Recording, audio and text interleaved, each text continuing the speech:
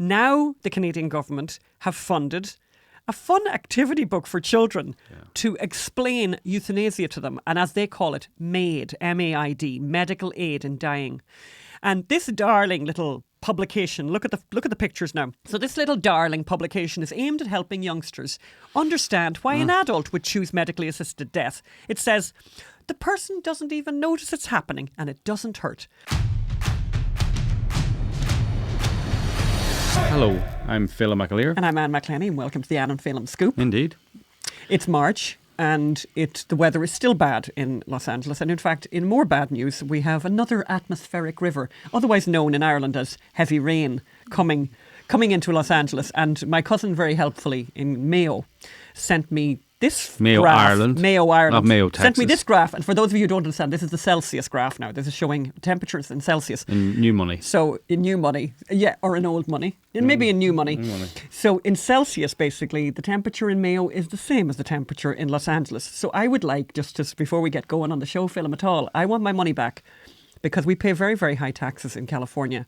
And it's called a weather tax. Yes. We're paying the tax because the weather is magnificent. However, the weather hasn't been magnificent for 2 months. Two and a half months now. I think it's only fair, Phelim. It's only fair we get the money back, right? Yes.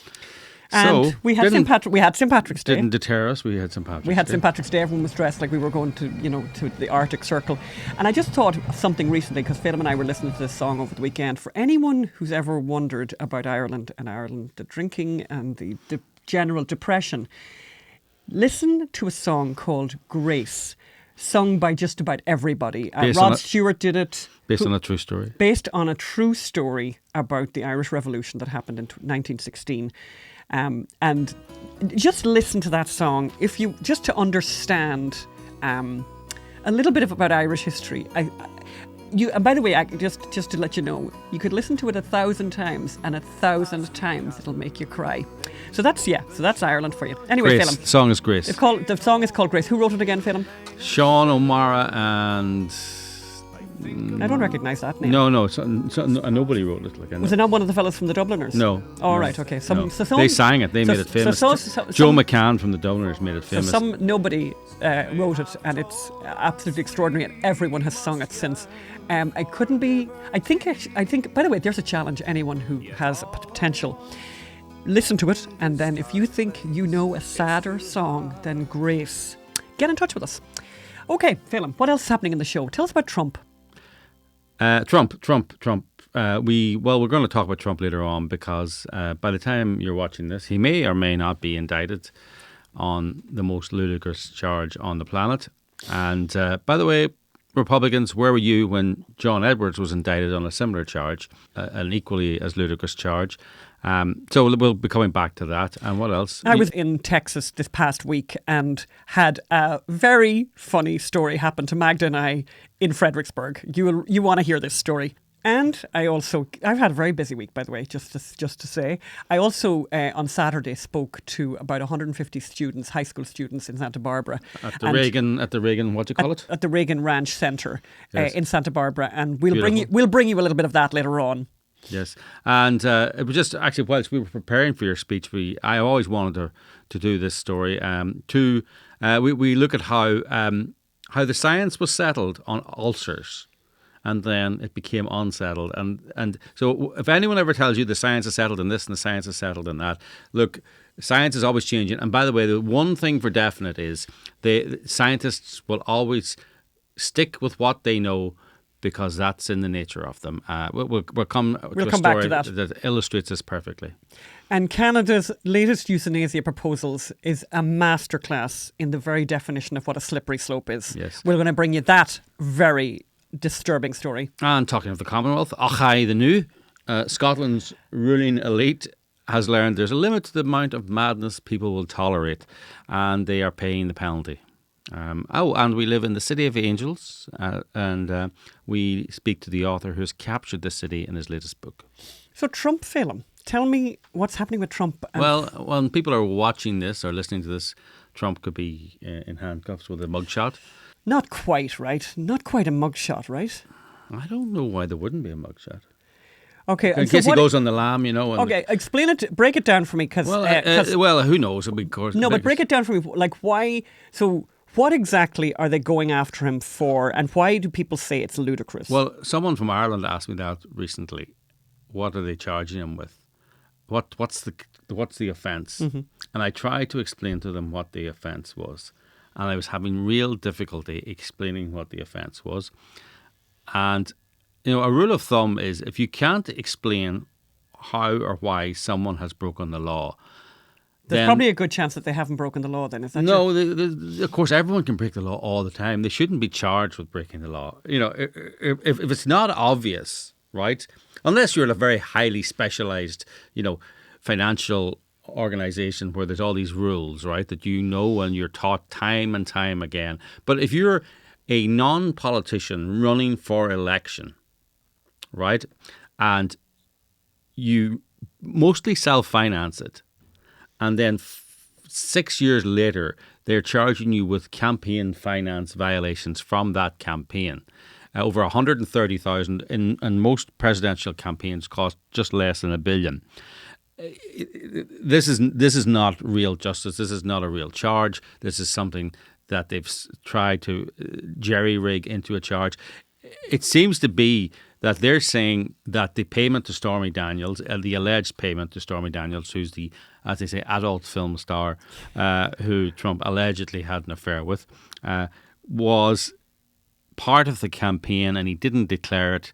He didn't declare the 130,000, so therefore that's illegal under arcane, under these stupid rules that Americans have, where you can spend $1 billion, but if you misallocate 130,000, then you can go to prison. It's just madness. No sense of proportion, nothing. And it seems to be that by preserving his good name, or whatever his name was, that he was getting a political advantage and spending money for that political advantage that should have been declared. I'm not even sure if they're alleging he used campaign finance. I think he used his own finance, and that was so. No, but they're saying even by using your own finance, the money that he was spending was for the campaign, yes. right? Well, they're saying especially for using your own finance, right? And actually, the more logical, I think for any logical person following the story, I think the most logical explanation is that he was actually using hush money to keep this story away from his wife, which makes a lot of sense. Alleged hush money, keeping away from his wife. But anyway, so this reminds me of the John Edwards indictment. Before the 2008 presidential campaign, he had an affair with Ryle Hunter, Riele Hunter, who was a mystic, or no, she had special powers, Reiki, chakra, or whatever. She had a lot of special powers, and she met him in the street and said, "I really love your aura." And what true-blooded man wouldn't respond delightfully to that? Yes, and they had an affair. I think she told him that, like in a hotel lobby or something, yes, or a hotel bar at the street outside the hotel. I thought it was in the bar, but anyway, within a very short period of time, he had brought her up to his room in the hotel to discuss further explain and show more of his aura to her. Maybe. Yes, that kind of way. Not to be getting into that in an adult kind of way. But by the way, remember the book film we both read about this? The most delightful book written by the guy who was working as his assistant, as his high-level political advisor. What a delightful book. Really, really entertaining, and more about politics than anyone would ever want. But anyway, so sorry. So then she became pregnant, and he obviously that would not work well for his campaign, or he was very close to becoming vice presidential candidate too. There was a lot of talk about him becoming the vice presidential campaign, I suppose for Obama it was then, because he was the vice presidential person for John Kerry. And he persuaded his... the great detail I remember was he was putting her up in Newport Beach in an apartment to suit her tastes. Or Malibu, actually. Maybe Malibu. Well, somewhere posh over... Oh, no, I love this. Can I tell this story? Because she brought her spiritual advisor with her to help her choose a property. And there was three of them. There was like three of them. They were all pretty expensive, but one of them was extremely expensive, like something like $80,000 a month, which is kind of not unusual, by the way, in Malibu. And bizarrely, which we found it quite shockingly, that her spiritual advisor decided that the most expensive property was really where spiritually she would be most at peace. And you know what? I have that kind of spirituality myself, actually, just mentioning that to you. But yeah, I had a lot of respect for her on that one. Because, of course, who could withstand the spiritual advisor, you know? So anyway, he spent money getting her a nice car, a nice apartment. I believe he spent his own money, right? Yes. A house and expenses. Yeah, it was Bunny Mellon, whose husband was of the Mellon bankers, who are originally from Omagh, County Tyrone, Northern Ireland. Moving on. Ulster American Folk Park. But Buddy Mellon was basically financing, because that's a question. So that's like a question that the audience are asking in themselves, is like, where did he get $80,000 a month to pay for the rent in the place? And of course, he was getting the money from Buddy Mellon's. Buddy Mellon is a woman, right? Is a woman. Her husband was a Republican who womanized all his life. Died, left her the money, and she decided to punish him retrospectively by giving away all her money to Democrats. Fabulous. Yes, good for you, buddy. Actually, in some respects. What's that Shakespeare said about that? Nothing so awful as a woman scorned, or whatever. Yeah. Yes. So she gave it to him, and I believe she gave it to him either in a personal gift or for his campaign, but for this particular purpose, right? They then prosecuted him because they said his happy marriage was a campaign asset, right? Was a political asset. He was using it as part of his political campaign. So using money that was not connected to the campaign to maintain the facade of a happy marriage was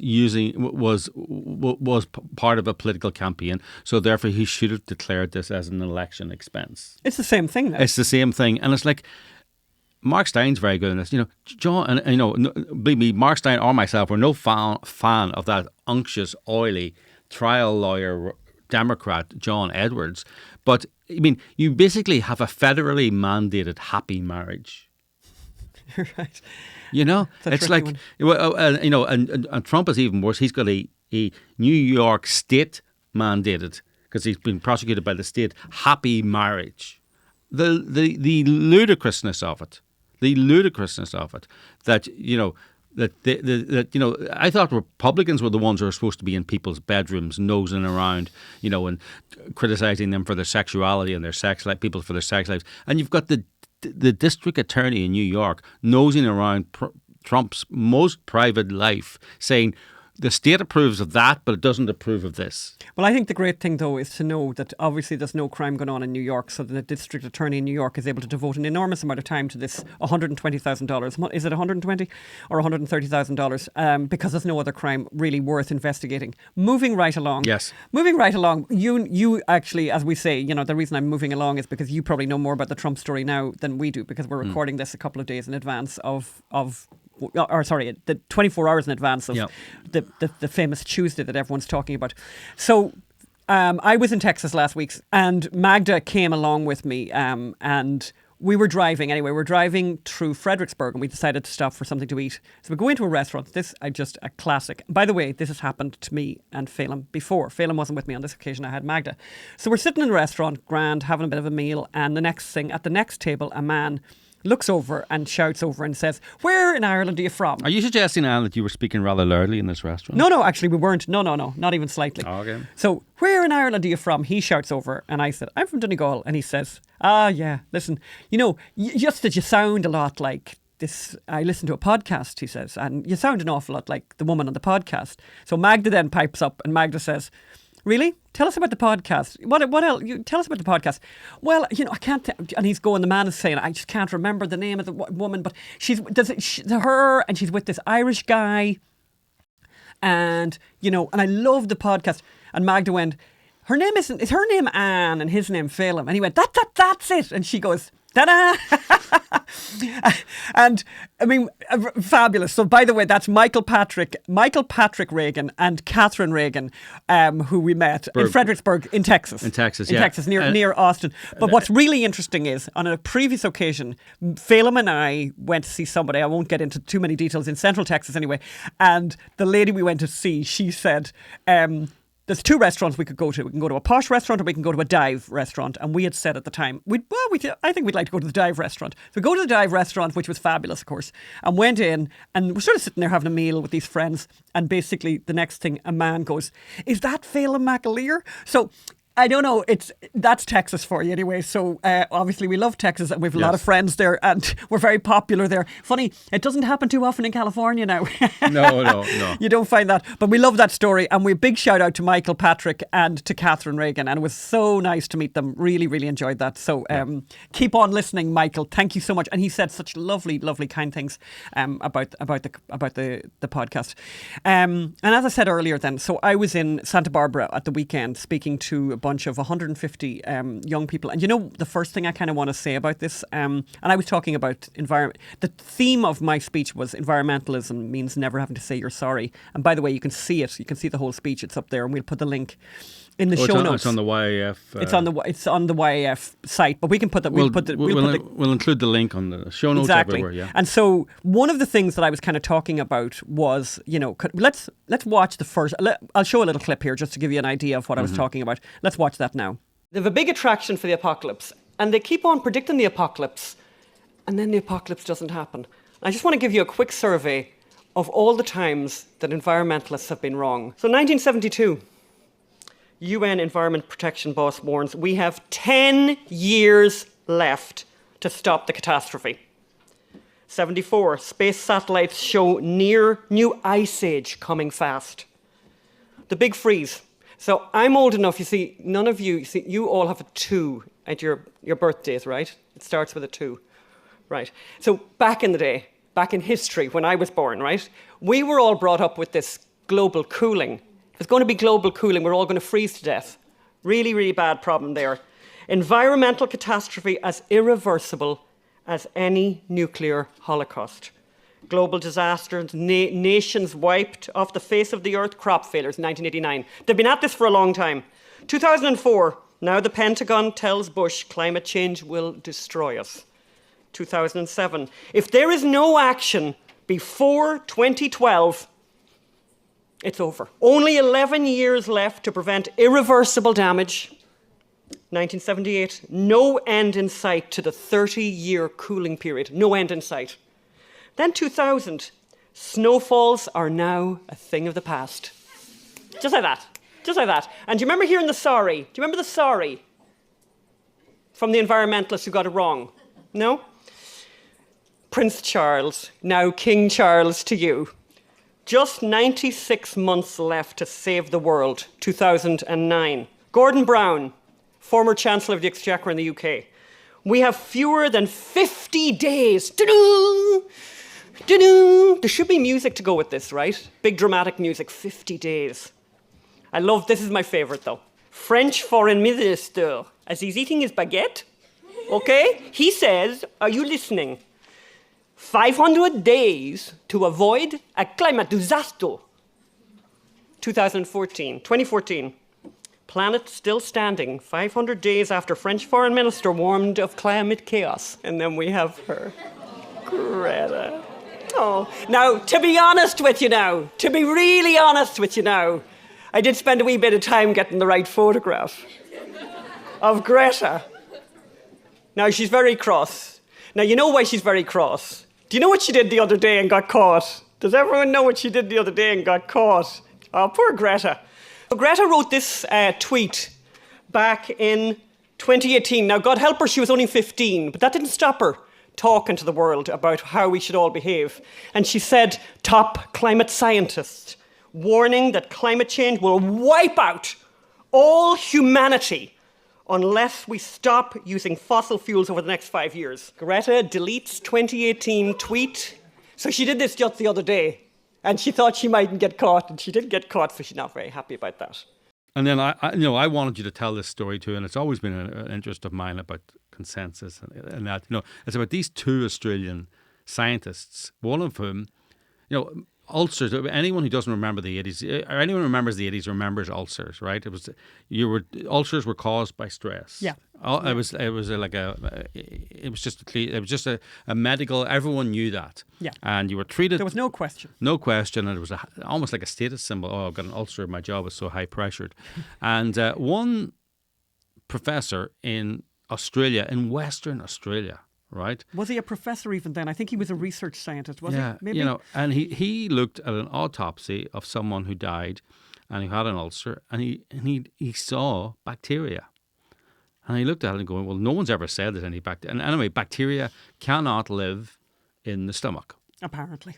No, bacteria cannot live in the stomach. There you go. Okay. All right. Everyone said that. And everyone knows that. Okay. Everyone knows that. Yes, I mean, yes. so not only would ulcers not be caused by bacteria because they're caused by stress, but also they can't even be caused by bacteria because bacteria cannot live in the stomach. But he was looking at a slide and he was seeing, and then he would look at other people who died with ulcers or because of ulcers, and he would see the bacteria there. And then he would point it out to his fellow scientists, and they would look and say, there's no bacteria there. Like, they couldn't see what was in front of them. And it's fascinating. And yeah. the doctors were cutting the stomachs out of people who had ulcers. And people bled out, by the way. And people died. People died. And people had painful treatment, and people lived in misery. And this guy was saying, and you found the great story of him his name was Dr. Barry Marshall and Dr. J. Robin Warren. And so I think it was Marshall. I think it was Marshall's wife. At one point, we're going back here, like to, they were young men. There's a photograph of them when they were quite young when they discovered this back in the 70s. And basically, at one point, they were invited, or Marshall was invited to, to give a paper in the United States, here in the United States. I think here, actually in California.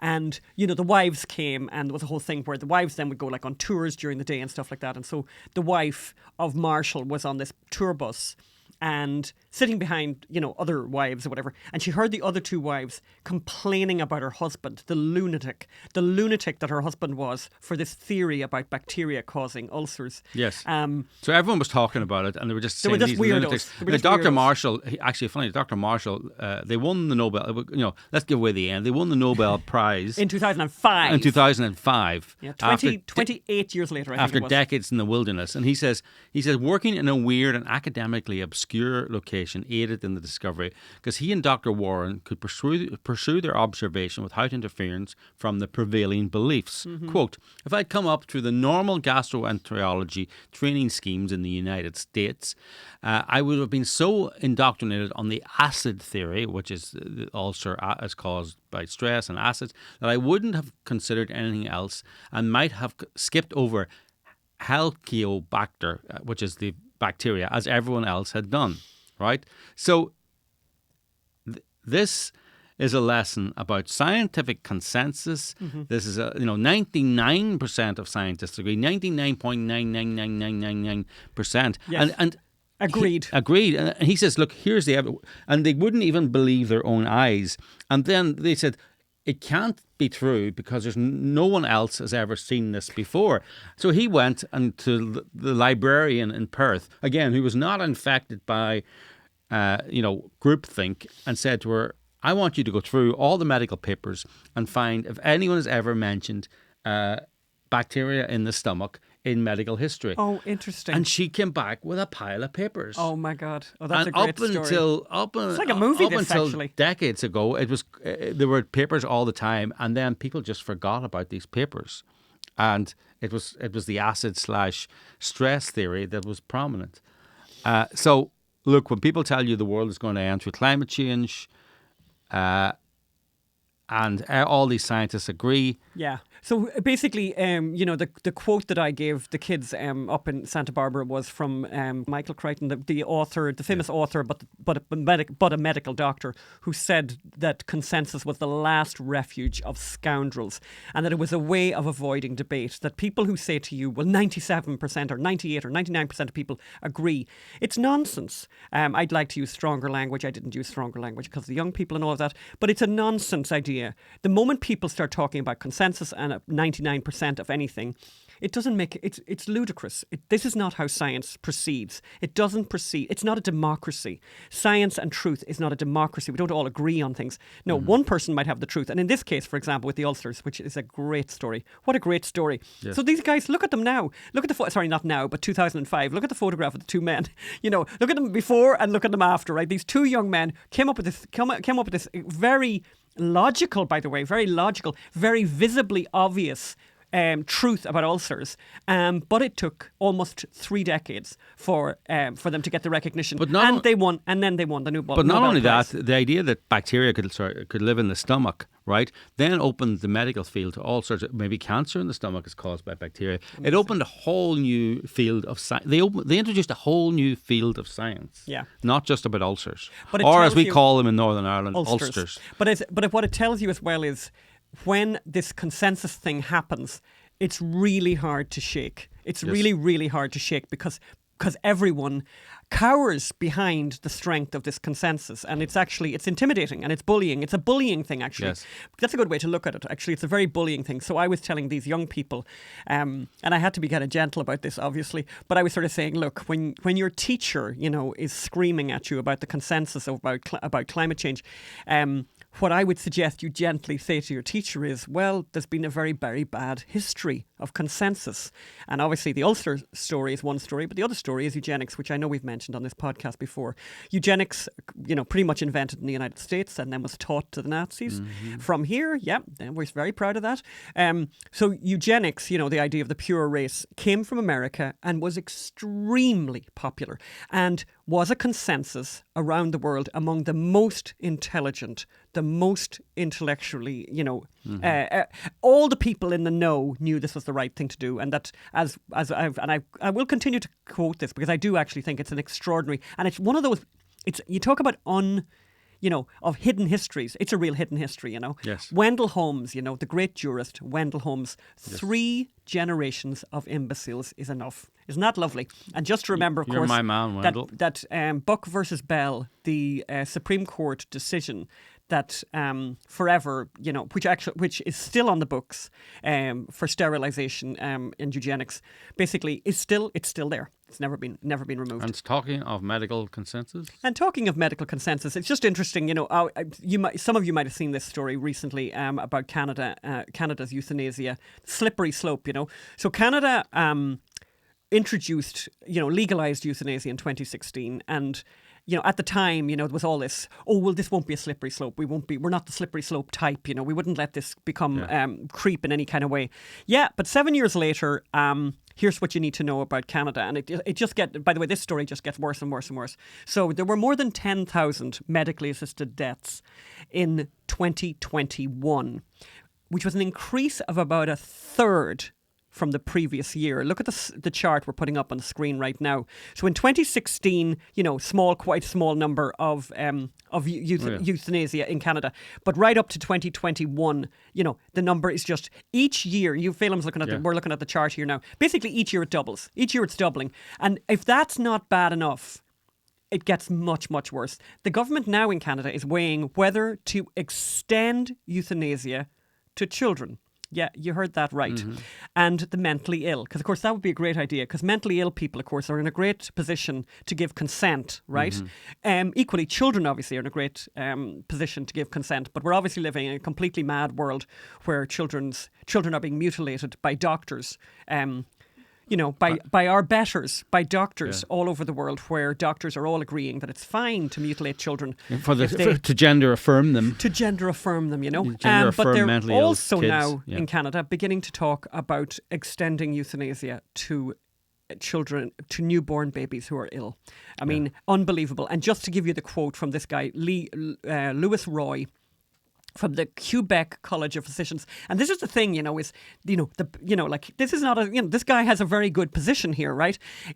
So he recently appeared before the Special Joint Committee of Medical Assistance in Dying and raised the notion of extending euthanasia to babies up to a year old who are born with severe deformities, very grave and severe medical syndromes, whose life expectancy and level of suffering are such that it makes sense to ensure that they do not suffer. Dr. Roy explained that the protocol is already in practice in the Netherlands. And of course, the Netherlands, what a fabulous example to all of us. Wouldn't you just want to extend the ideas? Fun fact about the Netherlands? Oh, well, I'd like to hear the fun fact about the Netherlands. When the Germans invaded all these European countries, I suppose they went on quite a tour. Oh, I know what you're 30 or say. 40 European countries. Yes. They recruited locals to be, the local Nazis. The most enthusiastic country in Europe in joining and collaborating with the Nazis was the Netherlands. There you go. And then, just as I said, the thing about this euthanasia story in Canada, as I said, and the slippery slope, it just gets worse and worse and worse. And you will not believe the graphics I'm just going to put up here now. Now the Canadian government have funded a fun activity book for children to explain euthanasia to them. And as they call it, MAID, M-A-I-D, medical aid in dying. And this darling little publication, look at the pictures now. So this little darling publication is aimed at helping youngsters understand why an adult would choose medically assisted death. It says, the person doesn't even notice it's happening and it doesn't hurt. So let's have a look at the book. I just can't understand, though, why there's an epidemic of suicide in young people. Yeah. And look at these graphics. Can anyone help you understand that? Because no. It's not like the government is glorifying it and making it socially acceptable. So people are seeing there now, Sarcasm. these graphics, right? But I look at this, right? And the kind of writing that you'd see in a children's book. Yeah. The word medical, the word medical means the science of medicine. And assistance means help. So MAID, medical assisted aid in dying, means that medicine is used to help someone with their death. A doctor or nurse practitioner, a nurse with special training, uses medicines to stop the person's body from working. This is, I'm reading this. By the way, you read this and you think, no way, this isn't real. Yeah, this is real. When their body stops working, the person dies. This is done in a way that does not hurt the person. The medicines help them feel comfortable and peaceful. A person has to ask for MAID and then go through a bunch of steps before it can happen. Yeah. The steps are described below in this book. I just have to go through this film. Ask for MAID. Yeah. It's not suggested to them in hospital. By the way, there's a whole body of law all over the world and about the suggestibility of older people. Yeah. There's court cases in every jurisdiction on the planet about people who change their wills at the last minute and before, in their old age. And the courts recognise that people are particularly susceptible to bullying and suggestion at an advanced years. But also, at other stages in life, that there are moments in life where you are very, very vulnerable. And that, as you say, Phil, that's recognised in law. Funny, I remember us, I don't know, just to mention one time, we were getting the life rights. It's a long story, I can't get into it now, but anyway, with somebody who had been through a traumatic event, and we were making a documentary about it, and we needed the person's life rights. And I remember and if funny enough, it was in Canada. And I remember one of the things with the lawyers, and I loved it, I thought it was great, was widows and orphans, that they had this thing about widows and orphans, that people who are vulnerable need very particular protection. And in this case, this child was, an orphan, inverted commas. But she was an adult. She was an adult. But she was vulnerable. It's a long story, but she was very vulnerable and whatever. And so there was this whole event that we had to go through where there was this legal sense that this is a vulnerable person who could be taken advantage of. And so we have to do extra things we wouldn't normally do. So this idea, by the way... We had to send her off and she had to find her own independent lawyer. That's right. That we had no connection to. That's right. And never met. Yeah. And she had to then present all the documents that we were presenting. Right. And we thought, you know what, because it was news to me, by the way, that this ever happened. And I thought, this is really good, by the way. So, and just to imagine again, look at this graphic I'm putting up here now. This is one of the pages, and this is the last part of this I'm going to do. But I just really do think we should bring this to a conscious level. Yeah. This is a children's book. The 3 medicines work like this. 1. The first medicine makes the person feel very relaxed and fall asleep. They may yawn or snore or mumble. 2. The second medicine causes a coma. A coma looks like sleep, but it's much deeper than regular sleep. The person will not wake up or be bothered by noise or touch. 3. Here's the kicker. The third medicine makes the person's lungs stop breathing, and then their heart stops beating. Because of the coma, the person does not notice this happening, and it does not hurt. When their heart and lungs stop working, their body dies. It will not start working again. This happens often in just a few minutes, but sometimes, rarely, it can take hours. Canada. Get your kids Canada. out of school now. Yeah. So good. So good for those kids, by the way, that I met who have never seen the internet. Anyway, So now we're going to go over to the interview now that I did earlier with Jonathan Leaf, the playwright and author who collaborated with me on a play a few years back. He's a great writer. This is a great interview. The book is City of Angles, and let's go over to that interview right now. Well, as I said in the intro, you know Jonathan Leaf as my writing partner on the play that was too controversial to review. We'll talk about that. Jonathan is a playwright and a journalist. His drama Pushkin was selected as one of the 4 best plays of 2018 by the Wall Street Journal. He's been nominated for almost every award there is, for the Innovative Theatre Award for the Best Play of the Year. For the caterers, he's received rave reviews for his work in the New Yorker, Wall Street Journal, New York Daily News, and the National Review, just to name a few. But as I say, you probably know him for, the people who watch this podcast will know him for, he was my writing partner on the $18 billion prize, which was the brilliant play about the fraud against Chevron Oil Company by an environmental lawyer, Stephen Donziger, and how it was uncovered. The play was so powerful that it opened in San Francisco. It was so powerful that a prominent theatrical website that did reviews of the plays in San Francisco sent a reviewer, and when the reviewer came back with a positive review, they refused to publish it because they only wanted to publish negative reviews about this play. So that's the kind of reprobate that Jonathan Leaf is. He annoying all the right people. I think he's branched out now. I think this is his first novel. We can talk to him about that. It's called City of Angles, not City of Angels, but it's a crime noir novel set in Hollywood, set in Los Angeles. Welcome to the show, Jonathan. Well, it's such a pleasure being here. I admire you so much. It was such a pleasure working together. And I think you're one of the most brave and able people in the world. So I'm very flattered that you're having me on. Oh, well, thank you. So let's talk about the book first. It's City of Angles, not City of Angels, isn't that right? That's right. Yep. Yes. Why is that? Tell us. What I mean, I suppose it almost says for itself, but it's a very clever title. Well, you've lived in Los Angeles for quite a while. I only lived in Los Angeles briefly, but as you know, it's a place that has a lot of wonderful things about it, starting with the weather, as well as a lot of really interesting people. But it's also, you're looking askance. Oh, no, listen, if you'd lived here, funny, we just started off the podcast. If you'd lived here for the last 2.5 months, you would not be praising the weather. But yes, in general. Yes. But it definitely attracts a lot of people who are looking for an angle. And that's some of what the book's about.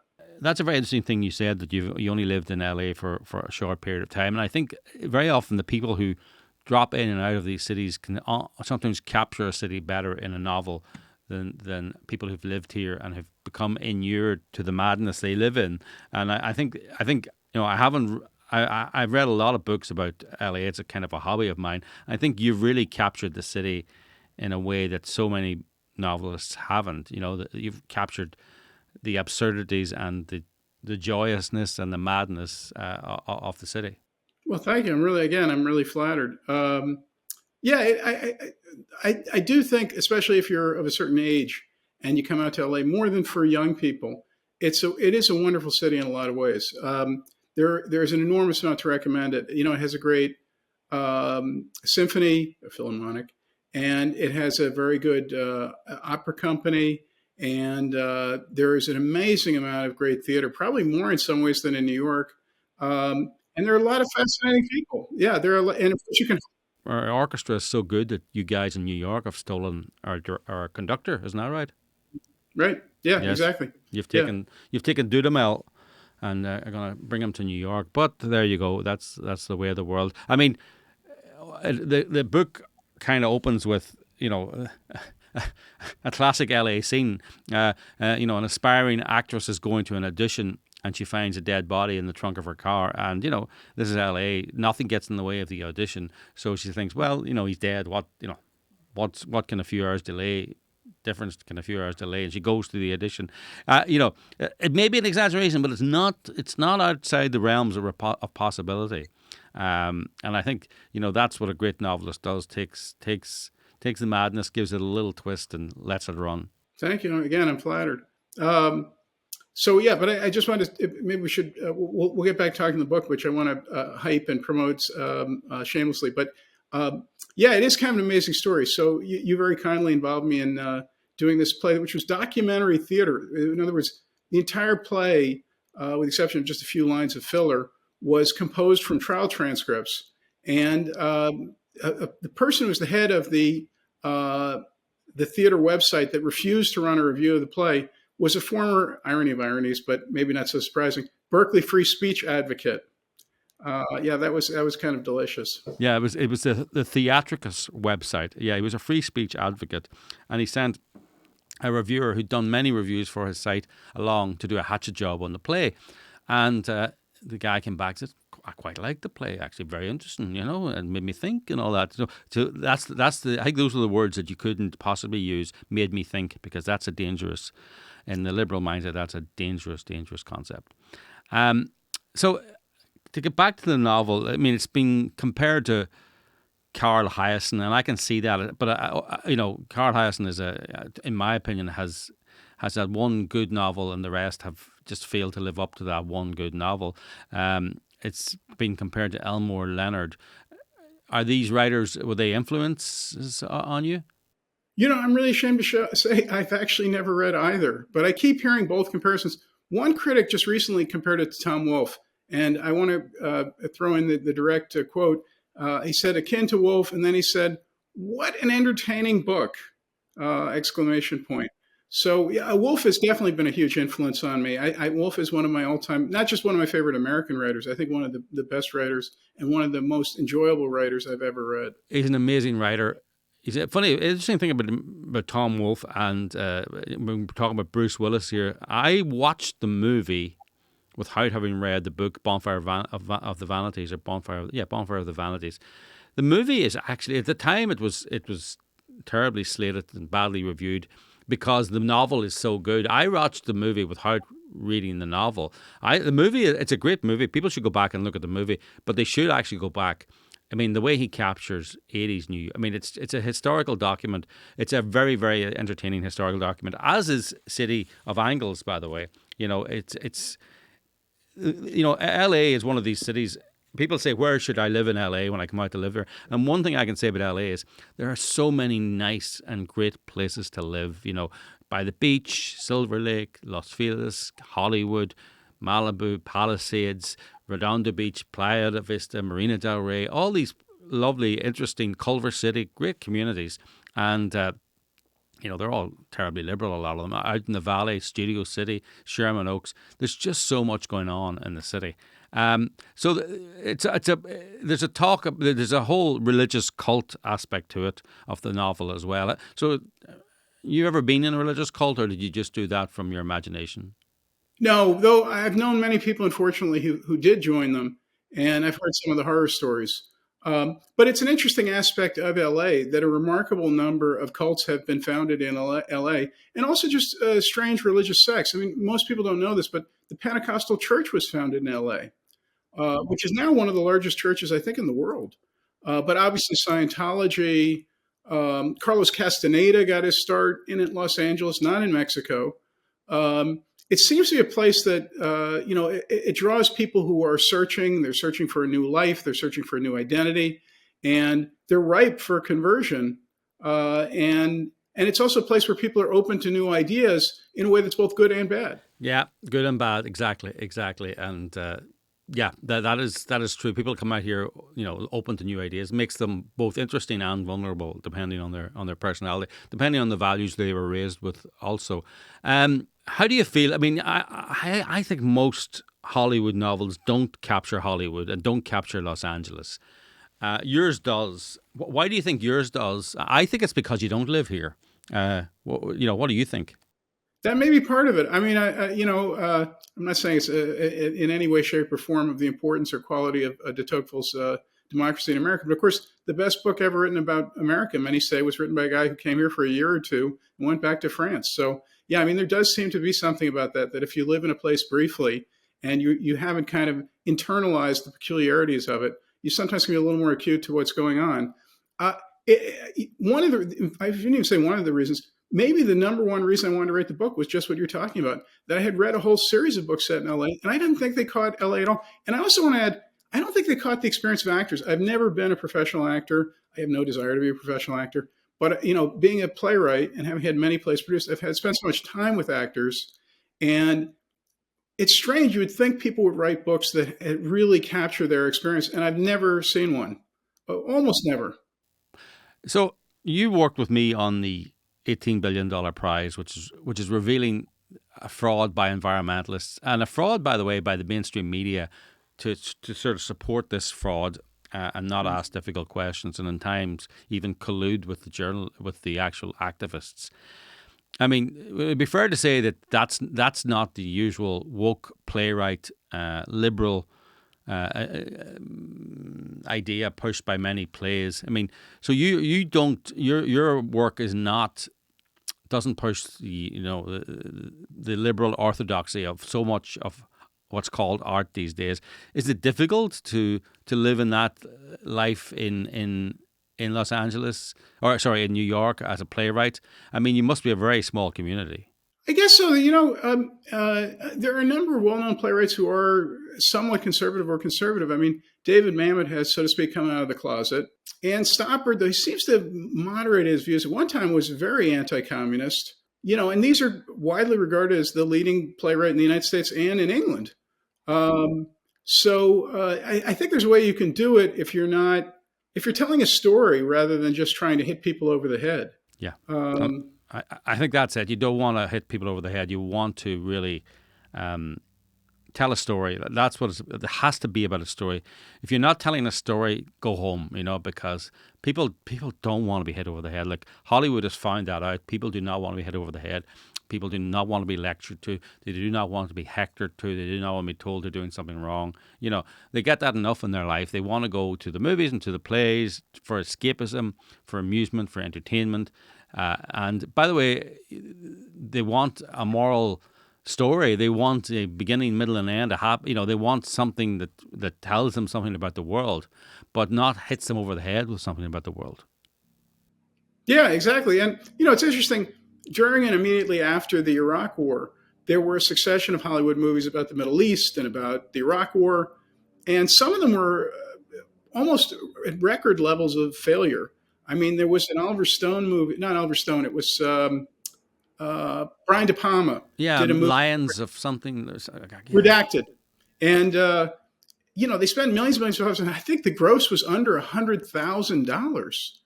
I mean, they couldn't get anyone. It was a movie about how evil American troops in Iraq were. They couldn't get anybody to see it. I don't even think they get people to see it in countries that are hostile to the United States. But also that means that the friends and family of the filmmakers didn't even go and see it. Like there's hundreds of people making these movies nowadays.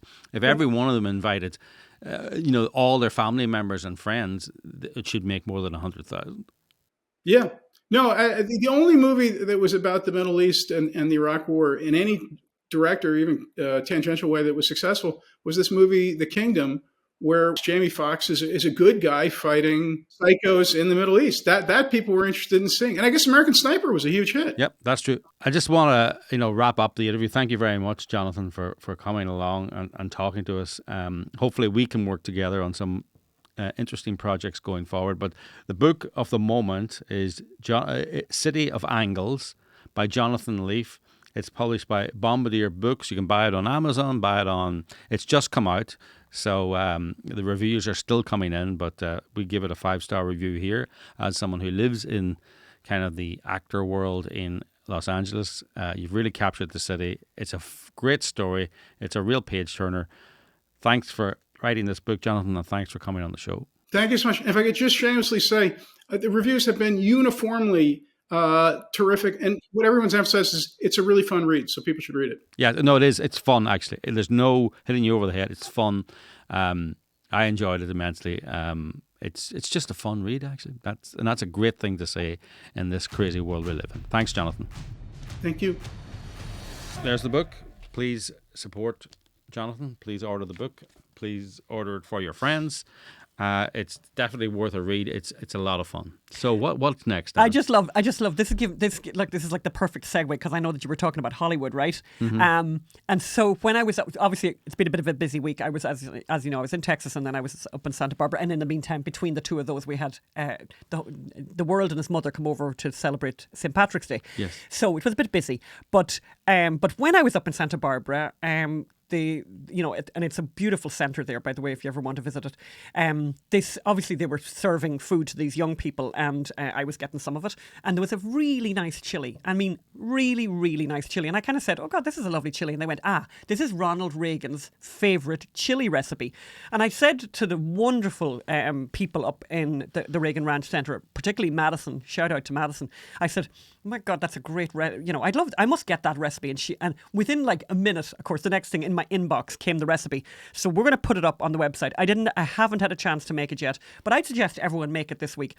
But look at the photograph there. You're going to make it for next week, aren't I'm going to you? make it for next week. So you should, all the people out there, you should make it also. And Anne's going to make it for next week. Let's compare and contrast. And send your photographs. Yes. And it's called Chassen's Famous Chili. So it came from this restaurant. And look at the fabulous photograph there of Ronald Reagan. And it's Ronald Reagan with William Holden, Nancy Reagan, and a guy called Don Taylor, and obviously William Holden's brother, I think it must be there. But look at what a glamorous group there. So there's the recipe. The recipe you'll find up in the unreportedstoriesociety.com. Go to podcasts, and below when you tick on the podcast, you'll see the recipes section. And I would suggest people make it. Really, really delicious. I was very, because I rarely make chili. So we'll all be making that this week. And send me a photograph of yours. Just before we go and we finish, our colleague sent us this earlier, just literally before we arrived here at the studio. Fantastic tweet by a guy called Colin Rugg. We've never heard of him, right? But it's a video.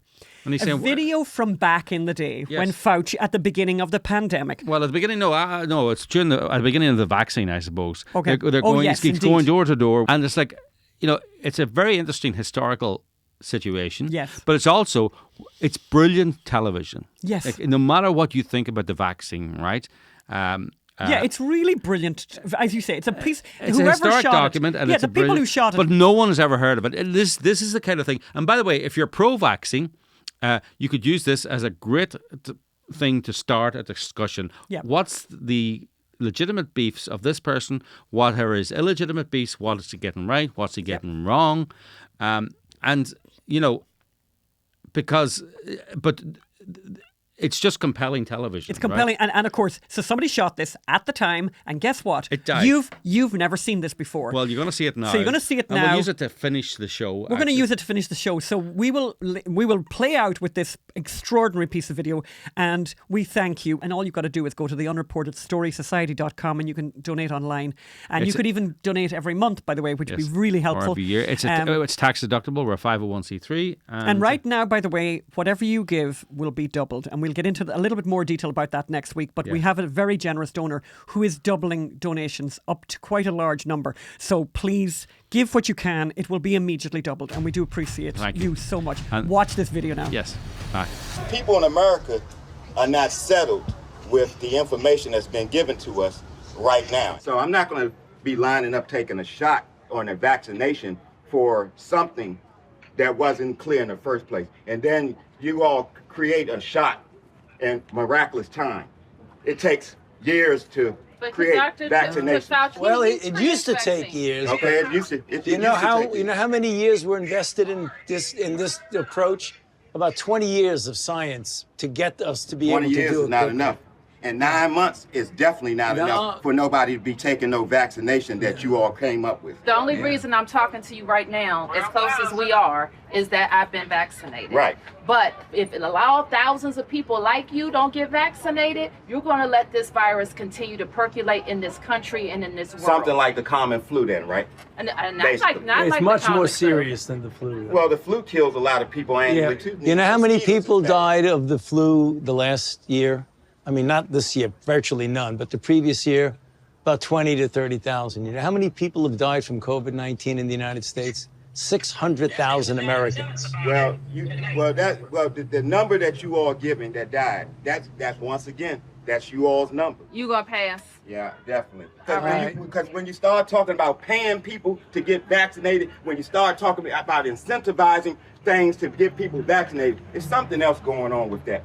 Something else going on. It is something going on. There's something else. You're going right, on but with I'm that. glad millions of people like me and most everybody here didn't get an incentive. You know what their incentive was? Protecting their health and protecting the city. Well, but I won't keep you anymore. It's okay, because my incentive, y'all campaign is about fear.